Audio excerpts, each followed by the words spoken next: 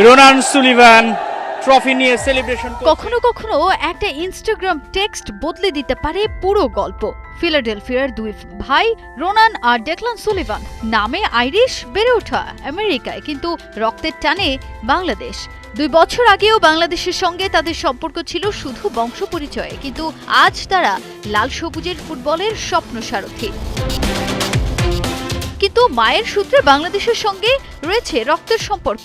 দুই ভাইয়ের বাংলাদেশে আসার গল্পটাও যেন সিনেমার চিত্রনাট্য। একটা পানেনকা, একটা গোল, আর মুহূর্তেই বদলে গেল পুরো সিনারিও। মালদ্বীপে সাফ অনূর্ধ্ব 20 চ্যাম্পিয়নশিপের ফাইনাল, প্রতিপক্ষ ভারত। স্কোর 0-0। টাইব্রেকারের শেষ কিক। বাংলাদেশের জয়ের জন্য দরকার শুধু একটা গোল।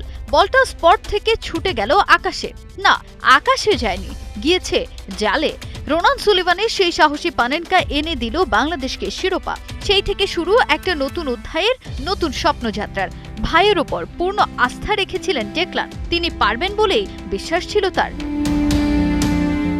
আমি জানতাম জেতানোর জন্য শেষ পেনাল্টিটা যদি ওর পায়ে আসে তাহলে ও পানেনকাই নেবে।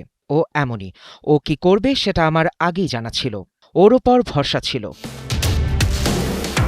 কিন্তু শিরোপা জয়ের আড়ালে ঢাকা পড়েছে বহু কিছু। এতদিন পর নিজ মুখে ফাঁস করলেন বিস্ফোরক এক তথ্য। 30-এর বেশি খেলোয়াড়ের ক্যাম্প। বিদেশি হওয়ায় শুরুতে বলও ডেলিভারি করতো না সতীর্থরা। ভাষার দেয়াল, তার উপর দলে জায়গা নিশ্চিত নয়।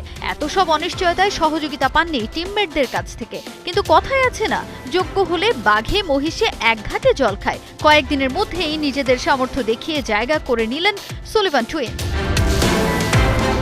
শুরুতে বিদেশি হওয়ায় আমাদের জন্য একটু কঠিন ছিল। ভাষাও ঠিকমতো জানতাম না। হয়তো ছেলেরা প্রথমে আমাদের এখানে আসায় খুব একটা খুশি ছিল না, কিন্তু কয়েকবার বল পেয়ে যখন আমরা নিজেদের সামর্থ্য দেখাতে পারলাম তখন পরিস্থিতি বদলে গেল।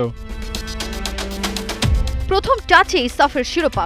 এবারের স্বপ্নটা আরো অনেক বড়, আকাশ ছোঁয়ার। তাই তো সুলিভান ব্রাদার্সের স্বপ্ন এবার বিশ্বকাপ।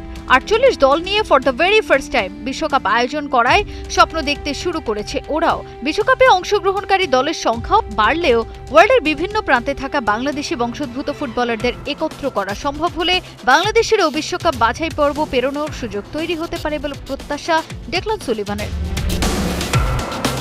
আমি যখন 64 দলের বিশ্বকাপের কথা ভাবি তখন মনে হয়, দেখুন, আমরা যদি এসব খেলোয়াড়কে একত্র করতে পারি তাহলে আমাদেরও কোয়ালিফাই করার সুযোগ আছে। এটাই স্বপ্ন, এটাই চূড়ান্ত লক্ষ্য। সুলিভান ব্রাদার্সের এখন লাল সবুজের পতাকা বুকে জড়িয়ে একটাই স্বপ্ন, পুরো বিশ্ব থেকে বংশোদ্ভূত ফুটবলারদের খুঁজে এনে লাল সবুজের ফুটবলের বিপ্লব ঘটানো। তাজিন খন্দকার, 71।